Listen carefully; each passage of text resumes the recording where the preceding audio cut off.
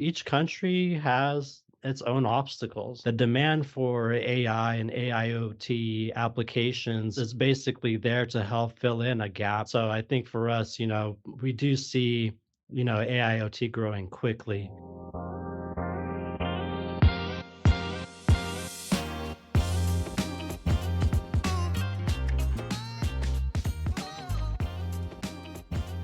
On this episode of Embedded Insiders, we're featuring a group of AI experts all hailing from vendors based in Taiwan.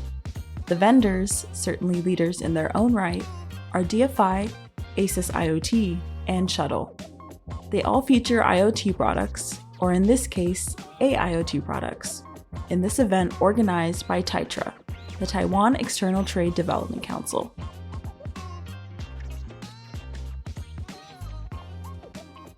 Good afternoon. Welcome to the Embedded Insiders podcast. We are the Embedded Insiders. I'm Rich Nass, Executive Vice President of Open Systems Media, and the guy over there is Ken Briota, Technology Editor for Embedded Computing Design. How you doing, Ken?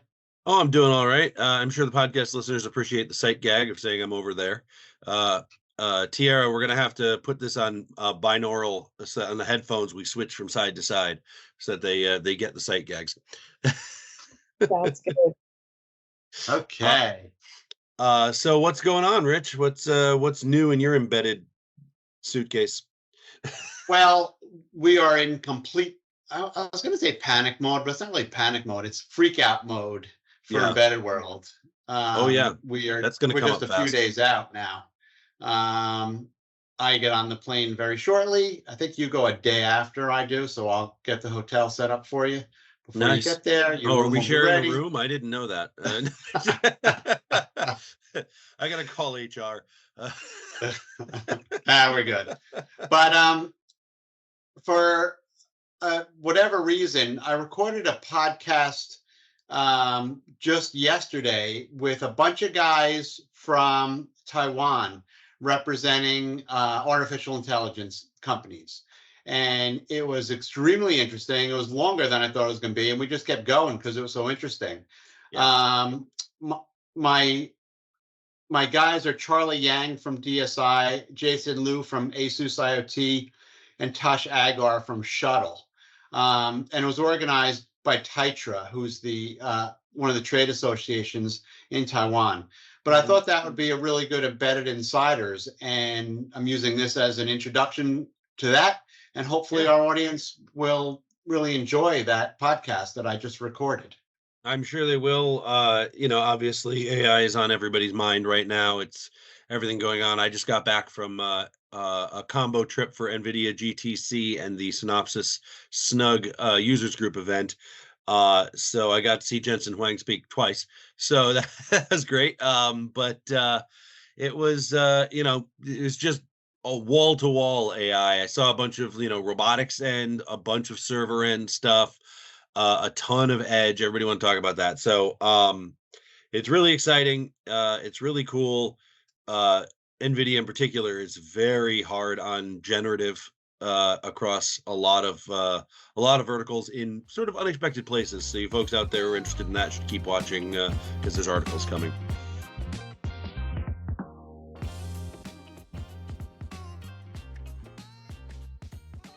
And welcome to a very exciting podcast we have here today. This podcast that you are now listening to is sponsored by TAITRA, the Taiwan External Trade Development Council. My name is Rich Nass. I am the Executive Vice President of Open Systems Media. I lead the Embedded Computing Design team. And we will be talking lots about artificial intelligence here. And that is something that we talk about on Embedded Computing Design every day. When we talk to developers, designers, people doing hardware, people doing software, they have questions about artificial intelligence. So we're going to go through some of the hot points here. And we have 3 panelists. You'll hear from all of them often. So before I introduce our 3 panelists, I would like to introduce Tessa Lin, who is a project manager for TAITRA. All yours, Tessa. Take it away. Oh, thanks, Rich. Hello, everyone. This is Tessa. and I'm representing TAITRA, Taiwan External Trade Development Council, and our main goal is to assist Taiwanese businesses in developing in their international markets. And also every year we hold a lot of Taiwan trade shows, which connects exhibitors and the buyers in Taiwan here. And today our topic will be related to AIoT. So first of all, I just want to mention about the current global AIoT market scope is expected to reach 144 billion US dollars by 2028, with a growth rate of 31%. And during COVID-19, the demand of the IoT solutions has increased dramatically, especially for those technology-driven service organizations. And when we mention about Taiwan, how about the AIoT market scope in Taiwan now? In fact, in 2020, the AIoT market scope in Taiwan might have exceeded 51 billion US dollars, and our government also allocated around 3 billion US dollars in establishing digital households and 1.6 billion US dollars to enhance the 5G infrastructure. And I think Taiwan is an ideal destination for AIoT technology. Sectors like manufacturing, smart cities, or agriculture. And we actually leverage our tech expertise as well as the manufacturing capabilities to support this industry. And today we've got panelists from ASUS, DFI, and Shuttle, and I'm really looking forward to their insights. And thank you, and back to Rich. Well, thank you very much. So you understand why you're here now. So now I've asked each of the three speakers to very briefly introduce themselves and explain why, what their company's contribution is to artificial intelligence, which sort of tells you why we wanted them on the panel. So I'd like to first start with Tosh Akgar, who is a director with Shuttle. Hey, Rich and audience. It's a pleasure to be on this podcast today. My name is Tosh Akgar. I am the Director of Sales and Marketing for Shuttle Computer Group. We've been around since 1983. The first Macintosh came out in 1984, so we've been around the industry for quite a while.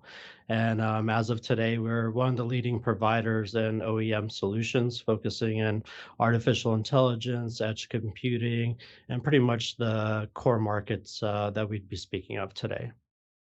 Awesome, thank you. Next, we have Charlie Yang from DFI. Yep. Hello, everyone. I'm Charlie Yan. I'm the country manager of DFI America. DFI actually is a company focused on the embedded computer.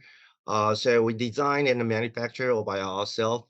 And regarding to the AI, as you can tell, we have a whole bunch of product that focuses on edge computing.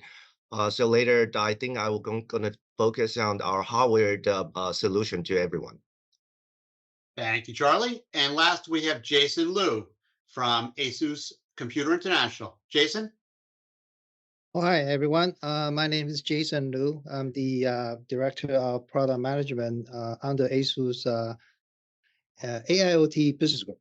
So you probably know about ASUS, about the computer motherboard, the graphics card.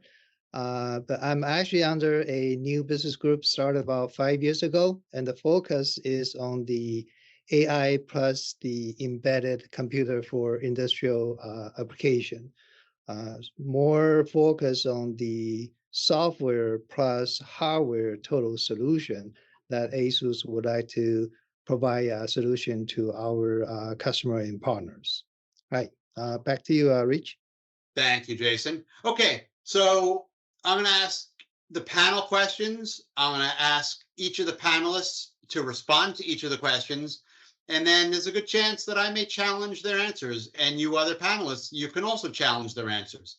If I don't like your answer, I'm going to tell you I don't like your answer. Okay. So let's keep this lively. Okay. So for the first one, we'll keep the same order. Tosh, what impact has artificial intelligence had on the IoT, the Internet of Things?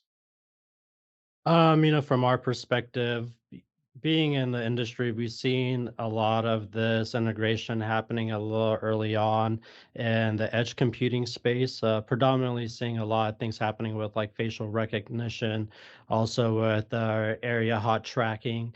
And now it's, a big surprise to see it meshed into a lot of consumer goods, whether it's different type of applications folks are utilizing on wearables, things throughout their home or their vehicle.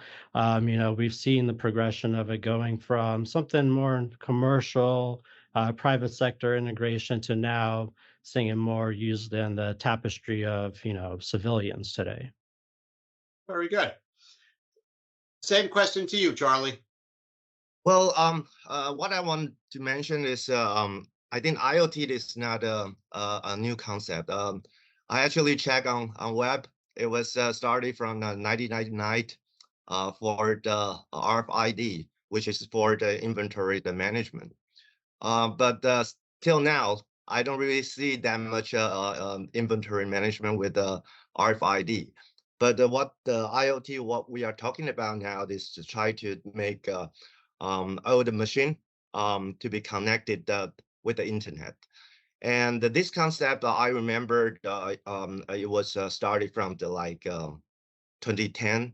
I think it was brought up by the Intel. And till now, we still see a lot of things not really connected into the internet. And I think started from last year, we see the name AIoT. So AIoT is something I don't really think that is a new concept, but AI truly give IoT something different. Before, when we do the IoT, it's like we program the gateway and then connect with the machine, and we put like a conditional sentence and collecting the data from the machine and send back to the cloud. But when the AI, right now, the AI I'm talking about, the definition is generative AI, just like a ChatGPT. That's truly going to make something different, because we're going to let there's a gateway to have capability to make the decision, instead of to human give them a program to make the decision. So I think that's the biggest impact on my side. Thank you. Are you concerned about it, Charlie? Well, about the fact that the machines are making the decisions for us? Well, that's a very good question. At this moment, I don't have that much concern, but in the future, it's very, very hard to predict. Okay. I'm going to come back to you later, so hold that thought. Mhm. Jason, the impact of artificial intelligence on the Internet of Things. Yeah, like other panelists that mentioned, IoT actually started a long time ago. I mean, early day basically is because of the connectivity become more readily available. Then you have devices out there that you can connect to the cloud. And recently, also because of the network improvement in terms of bandwidth, as well as the improvement on the compute power. So the AI portions started to come in instead of just trying to transmit the data packet over to the cloud and to let the cloud make that decision and come back. Now you have more compute that's readily available at the edge that can do a lot of different compute, including AI workload, that make a lot of different tasks that wasn't sort of possible now become possible. So that kind of bring out the whole arena in terms of different application, different usage scenario. So it's getting even more popular, and people are starting to use it. Of course, with the AI and also the IoT, that would increase your productivity, and in another way, that can improve your safety as well. So all in all, I think this is a welcome trend. And then the technology company, of course, is also trying to kind of write this technology to provide a better solution for their customer. Yes. Okay. So let's talk about the challenges now a developer would be facing. Um, let's start with Charlie. What are the biggest challenges a developer faces when trying to implement this technology? Okay, yeah, that's another good question. I think they can be. Well, I can talk in four different direction. I think the first two is also something later. I think the other member are going to talk about. One is security. A second one is privacy. So in security, I think we already seen saw some news talk about the hacker started to using AI to attach another computer or system. I believe this type of issue will come in more and more in the future, and we will also see some defense AI to compete those like a hacker AI. The second thing is regarding to the privacy. As all you know, AI actually is learning human, no matter our history or our know-how in the past. So I don't know if all of you want to share your know-how and to the public. Some people are very protective. So this kind of privacy issue, how we gonna manage is another thing that we need to talk about in later topic. And the third thing is regarding to the AI uh, construction. Um, in high level management, what I want to say is how company or government going to plan about the AI development, because we all know that AI going to replace a lot of job. And once the job has been replaced by AI, the income, the tax income for government will be reduced a lot. So in terms of this points of view, how government will think about the high level things to to response this kind of AI development. And the fourth thing, sorry, is regarding to the human resistant. Like I just mentioned earlier, people may not want to share our knowledge to public because that's something we can work and get paid. But if we share all those kind of knowledge and know-how to the AI, they can easily replace us. So how we can manage to or find a balance to let human to willing to share their know-how to AI, but at the same time they can still hold their salary. This is something I think is quite important in the future. One thing, Charlie, did you say defense AI? Yeah, defense AI, which means when hacker is starting to using AI technology to attacking other system, and then for sure there will be a defense AI to be developed in the future. Got it. Okay, I just wanted to clarify, make sure I understood what you were saying there. Um, who didn't answer yet? I think it's Tosh. Yeah, I think two areas I can talk about for obstacles in the AIoT development. One for me, a large area of it is just going to be cost constraints. These type of projects are very expensive. I mean, you're typically talking about, one is your hardware costs, so maybe a battery operation, computer technology, cameras, network appliances. Then you have another layer, which is the software itself, and there's different, uh, building blocks of software you might need to have combined to create one solution. And then the other areas is just, the infrastructure cost, to build these out and integrate them into spaces, the talent required to program these things and integrate them and get them live. These projects are very expensive, so again, we kind of see um, different projects roll out taking a bit longer than what we would originally anticipate some rollouts to be, just because again, there's so many different moving parts that if during that chain any supplier drops out or doesn't meet the requirements, it does kind of halt the total execution of the project. So, definitely cost constraints seems to be an area that is impacting the development of AIoT. Another area I think that goes with this is just scalability. Typically, if I'm just saying, "Hey, my pilot location is going to end up costing almost, $2-3 million worth of, software and hardware and talent to make it happen," and then I need to multiply that by X, cities or X, consumers.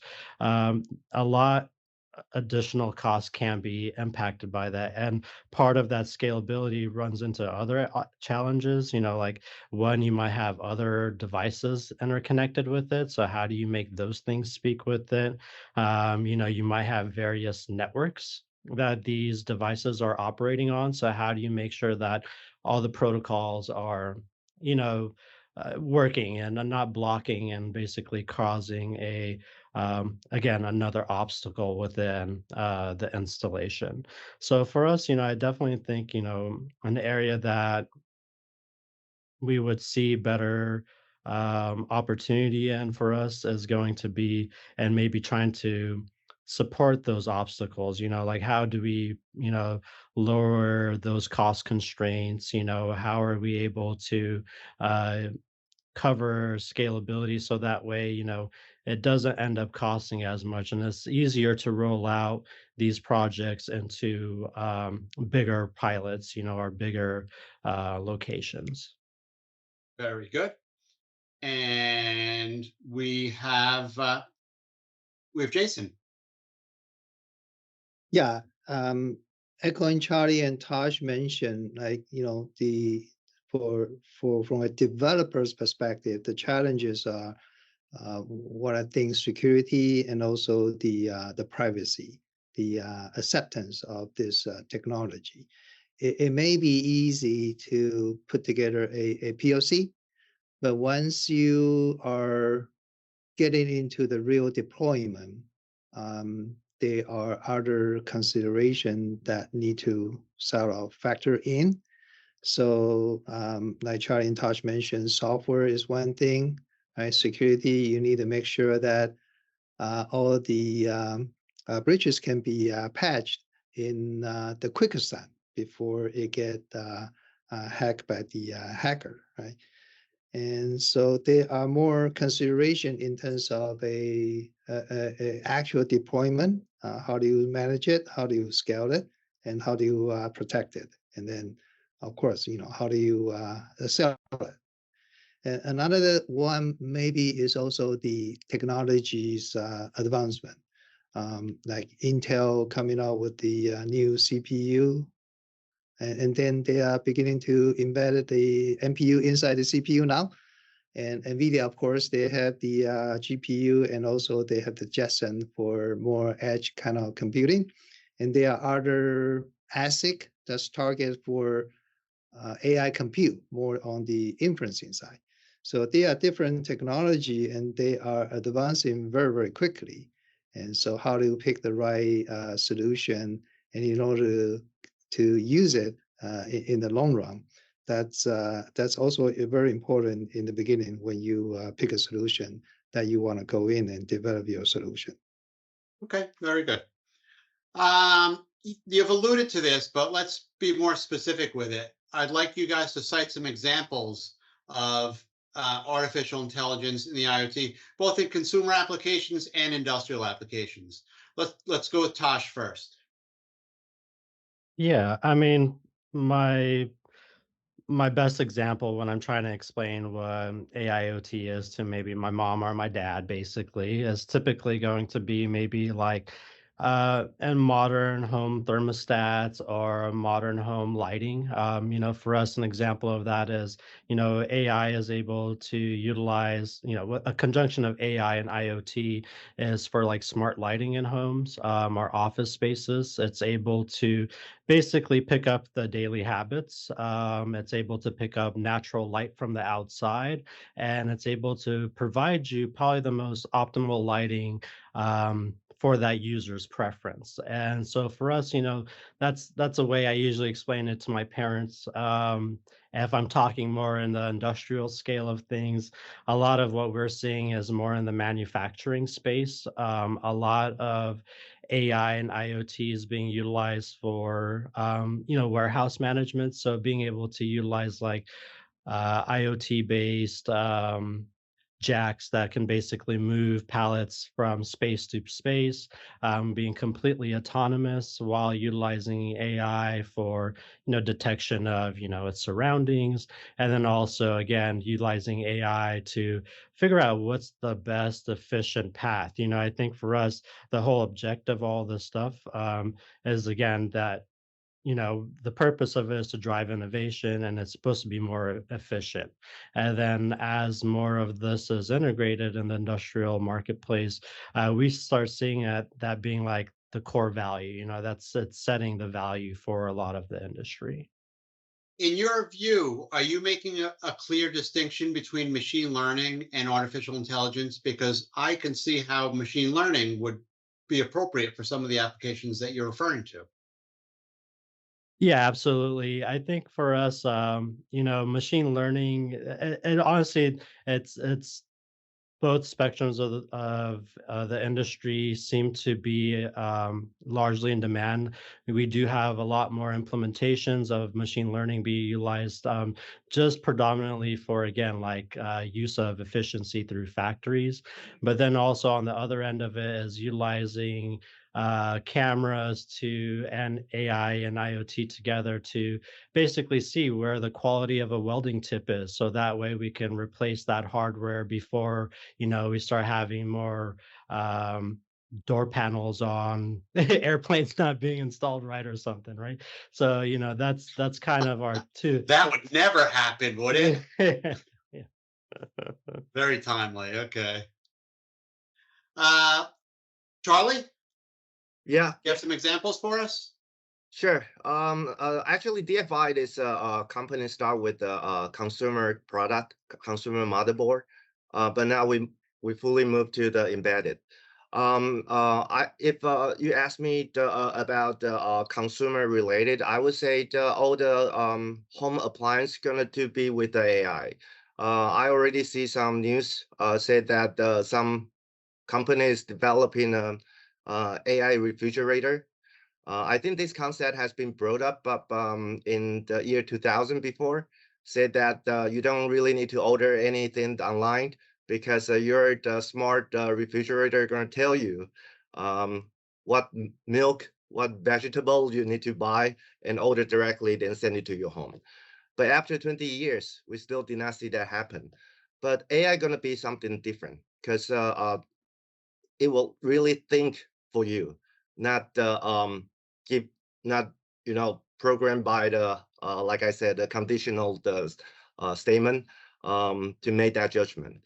But in terms of industrial side, I would say everything will be related to AI, including like right now I'm seeing on the road the traffic control. I see a lot of people trying to control the traffic, but AI can fully replace that kind of job. And in factory, the operator they have SOP. those things are very easily to be replaced by AI. So I think my answer gonna be everywhere. Will we be able to make this cost effective enough for the consumer applications that you referred to? For sure, for the company that gonna be very cost effective, but at the same time, many people gonna to be replaced, and they need to think about what they're gonna do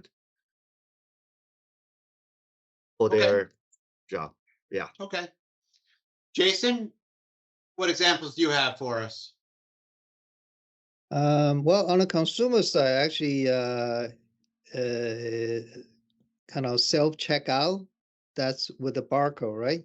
But I think at the airport, you're starting to see self-checkout based on camera. So that's a example of AI improving the checkout process. I won't say right now it's perfect. Sometimes you probably still need the clerk to come over to scan the object for you, but it's getting a lot smarter. And on the industrial side, actually, ASUS, we have a new smart factory. We actually complement the AI inspection with a traditional machine vision related optical inspection on the SMT line. So what we learned is the traditional optical inspection based on machine vision has its merit in terms of speed, but it may be too strict. So you have a lot of false positive. But using AI for those false positive rejection, we can actually use AI to inspect those rejection and determine that's actually not something that you need to reject. So usually it's operator behind it, and now we can put a AI machine complement the machine vision. So that's one example that we actually is implementing that in our smart factory using the AI technology. Very good. I like that. Okay. Next, we're going to talk about a subject that's pretty near and dear to my heart: data security and privacy. This is a two-part question. First, how do we make our systems more safe and secure by using artificial intelligence? The second part is, how do we stop the bad guys from using artificial intelligence to hack our systems? I'll start with you, Tosh. Both questions. Yeah, I mean, I think I'll tackle your second question first in regards, how is it that, hardware manufacturers, such as Shuttle computers, is, tackling some of these data security and privacy challenges. I mean, if we step back a bit, we are talking about a computer at the end of the day. So if we simplify the requirements of that, ways that we're helping, and that segment is predominantly with hardware TPM. There is a format of firmware TPM found on a lot of devices, which Windows requires as part of Microsoft's operating system build. But then there's also hardware TPM, which is physically soldered onto a motherboard, and they can be sourced from various different manufacturers, and they all have different levels of encryption basically inside of it. So depending if we're getting more like government bids or applications that are a lot more data sensitive, we are noticing that one of the predominant requirements is a form of hardware TPM. So that's been one way of us as a PC manufacturer trying to add a layer of security. Addition to that would be software, making sure that those softwares are secure. If we're using operating systems, we're making sure that they're fully licensed and legal, operating systems. So that way they have security packages and updates like that applied to them as a, ongoing measure of security for the device. Okay. Charlie, what does DFI say about that? Well, I first regarding to the security, I remember this kind of issue has been happened a long time ago, which is we call cybersecurity, because once everything is get connected, which means is possible to let a hacker to get into to steal your data or your personal information. So when AIoT comes, like Tosh mentioned, in terms of the hardware side, I think most of the suppliers all come with like a TPM or some sort of a hardware security mechanism.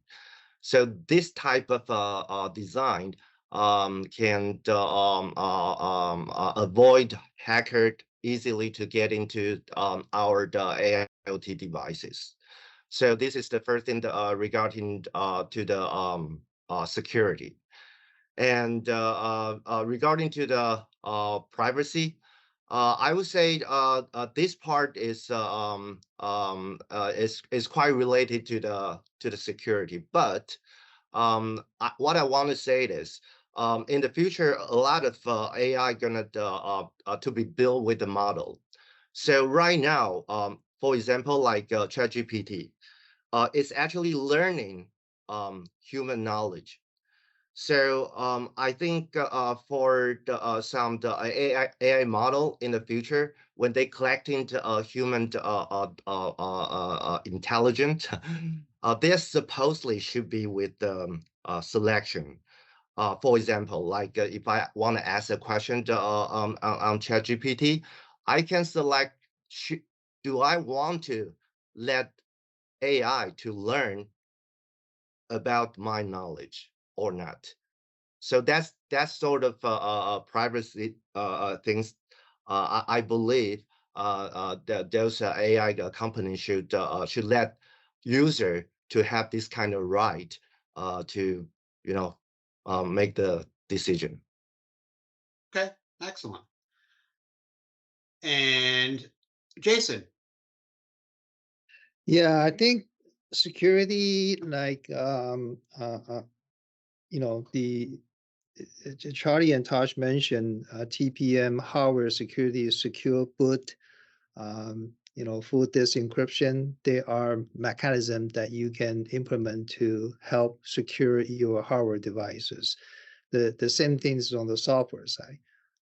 So how quickly you can find vulnerability and then provide a patch to it, and then you'll be able to do it over the air to secure it, the quickest time that you have. And then on the software design side, there are mechanisms that you can try to detect behavior. And that's kind of AI can help as well. There's actually a customer is looking at the network traffic through the AI model to see this seems like a attack from a hacker. You'll be able to report back to the operator. So I think they are implementation that can help you do that. And on the privacy side, running this at the edge may have some advantage over running this at the cloud. But you still need to be very careful in terms of how do you protect people's data, and so that you don't violate the privacy of your customer. One example, I think, was a vending machine at the university. They actually implement some AI and then kept the data at the edge, but they actually found an error message showing on the vending machine that the facial recognition is not working, things like that. So the vending machine is not working. That actually triggered the school to pull all the vending machine out of the campus. So there are implementation, like I said, POC is easy, but once you start talking about deployment, there are lots of consideration that you need to kind of plan it well and then design it and in order to protect it. Yeah. Very good. That was a really good example. Okay, the future of AIoT. Let's talk about some of the trends. When we have this podcast a year from now, what will be the hot button? What will we be talking about? Let's start with Charlie. Yeah. So I think first we're gonna see more and more the edge devices for sure, because edge devices need to collect the data from the field side. That came from the sensor. It can be came from the camera. Once those data has been collected, it will be the processed in the edge computer, and then and send back all those data back to the cloud side. So this is something for sure we're gonna see, and that's also what Taiwanese company mostly are doing right now, because as you all know, the DFI and also other Taiwanese supplier are doing the computer and hardware for the AIoT. And secondly, I would say that we will see the more and more the GPU power. I don't know if you guys are using the ChatGPT right now.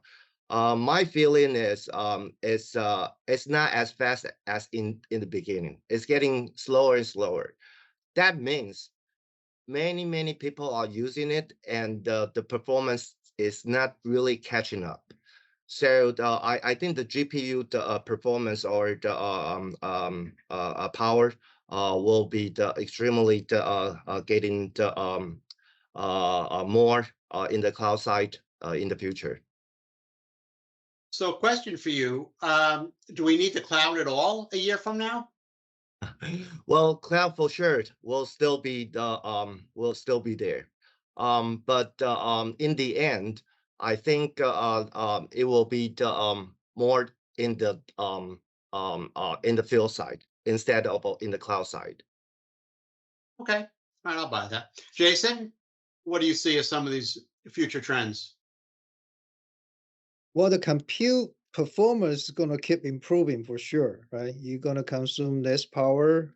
Battery power is going to be becoming more possible.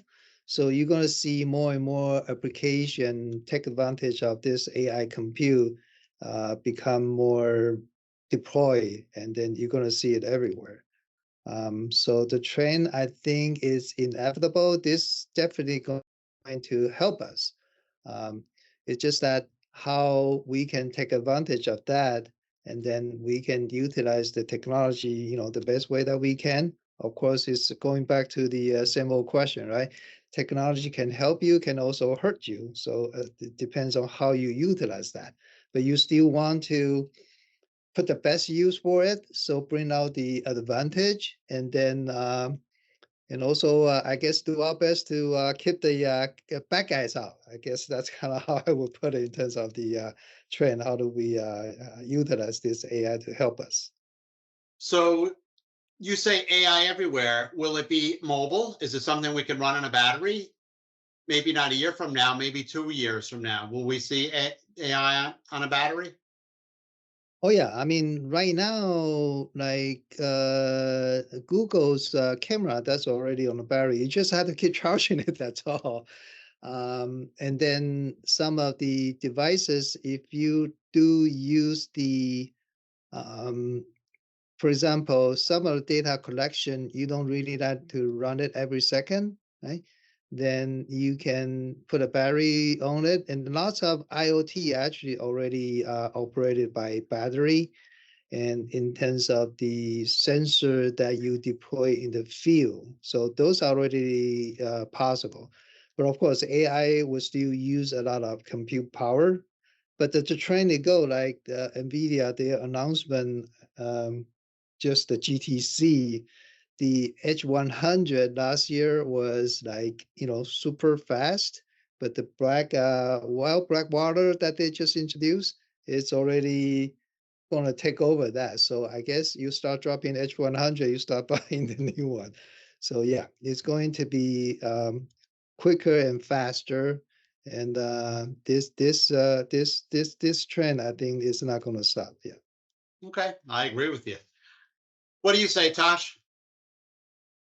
I feel like I'm from the last generation of teenage kids who got maybe summer jobs during high school, and my summer job, Yeah, my summer job was at McDonald's, and one thing that I could not stand was after talking with maybe 50 people, you get that one customer that just asks you the most exhausting questions like, what is the price of a number one versus just a sandwich by itself? How many calories does this product have? And I don't have an index of that data. So you're spending time adding things on the POS, removing things on the POS, and that would, again, it'd drive me nuts and it would back up the line. So one thing that I've been really impressed with, and I think we are probably going to see a quicker implementation in the marketplace, is that Shuttle manufactures a wide variety of products, and one of our solutions is actually a turnkey kiosk, basically. And a segment of what we've been testing was really AI and drive-through systems. So for the order taking process is one area that I am very excited for. So the example of this is again what I just explained that would take a lot of time. The amount of time it takes AI to tell you the price difference between a combo and a sandwich is almost immediate. How many calorie differences between two different products is almost immediate. And I think that type of implementation has been one of the roadblocks of progression of drive-through technology and a lot of our QSR marketplaces. So we to be able to see that technology just only have one roadblock ahead of it. That roadblock being really more in the sense of the software, the AI not knowing when you're done talking to it. I think that is just an area that will be, a resolution will be found. And that's why I'm thinking, something that we might see in our near future is just fully autonomous drive-throughs that can, again, provide you all the details and services just as well as a human interface would, but maybe a little bit more accurate. And I another thing that I see, because we're a global manufacturer, one discussion I had with my Japan office is that, each country has its own obstacles. In Japan, there's a large obstacle in place where the workforce is retiring. There is a age demographic there that would do a lot of simple tasks like crosswalk duty, construction signage, stuff like that. And so again, what Japan branch is, telling us more is that the demand for AI and AIoT applications in their country is huge. It's basically there to help fill in a gap, potentially because a lot of the young workforce does not have interest in doing, mundane civilian tasks like that. They're more pushing for, programming jobs, engineering jobs, whatever. So, but it's definitely not holding a sign. So I think for us, we do see, AIoT growing quickly, and again, I'm just very excited to see where it ends up in about 5 years. Very good. I love your examples. Okay, we're in the home stretch here, guys. We're running out of time. So, what advice would you give for aspiring AIoT innovators? Say they're a startup, say they're just an individual who wants to make a mark in the AI for IoT industry. What advice are you giving these guys? Let's start with Jason. Like I said, probably in the beginning, the POC may seem simple, but the real deployment, the complexity is something that you want to plan it out if you're thinking about a AIoT deployment. So making a box on a human face, and whether that's male or female, that's pretty straightforward right now comparing to like 5, 10 years ago. But to really deploy that in the field, you have a camera, you have the thermal consideration, you have the hacker that you need to worry about. So those need to take a system design approach to make sure that your solution is robust and will be able to perform well once you start deploying it. Very good. How about you, Tosh? What advice are you going to give people? Honestly, we're talking about an area where each area has its own level of expertise. If my suggestion to anybody would be is, really become confident in knowing about what AI is and that tapestry.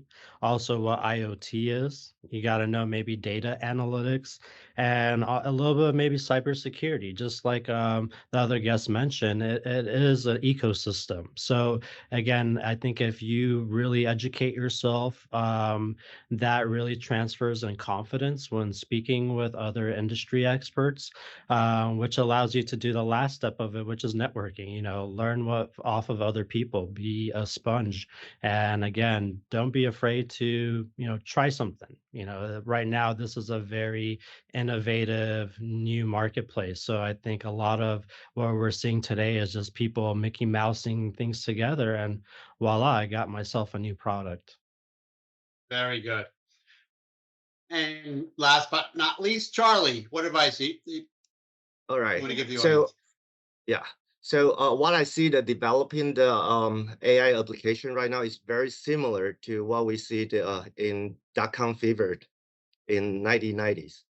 So there will be a lot of new application. So application going to be the key. For someone who want to start up the AI business. So my suggestion is try to figure out what exactly people doesn't really want to do by themselves, which means the environment can be dangerous. For example, like mining. That is a very dangerous job to do for human. So if you are doing this kind of business, you will have a less human resistance. Like I mentioned before, we will see some human resistance in the future because human AI going to replace their job. So this is my suggestion to anyone who want to start an AI business. Application is the key. And the second thing, please try to do more the software. Don't do hardware to compete with a company like us here. Good, very good, very good. I'd like to thank our three panelists for allowing me to throw some questions at them that they were not expecting. That was Tosh Agar, director with Shuttle, Charlie Yang, the general manager at DFI, and Jason Liu, director of product manager for ASUS Computer International. Before we wrap up, I'd like to bring back Tessa Lin, the project manager who's with TAITRA, who can close us out. Here you go, Tessa. Yeah, thanks, Rich. I really enjoyed today's discussion. I think it was really impressive. And my last point will be Taiwan has got excellent transportation infrastructure. That is Taiwan High-Speed Rail. It links the whole Taiwan's industrial clusters, and this makes international visitors could come to us to visit their Taiwanese partners and visit the trade shows in a very short time. And this efficiency has made major international exhibitions really attractive, such as Computex, Taitronics and AIoT Taiwan, Smart City Summit and Expo, as well as SecuTech. These events attract every year approximately 110,000 international visitors to Taiwan. And on behalf of TAITRA, I would like to invite all of you to come to these events. You could see how these companies showcases their latest AIoT and other IT products. And thanks, Rich. Thank you, Tessa. And also a reminder that this podcast was organized by the International Trade Association and implemented by the Taiwan External Trade Development Council, better known as TAITRA. So thank you, panelists, and thank you to everybody in the audience who is listening to our podcast. Have a great day, everybody.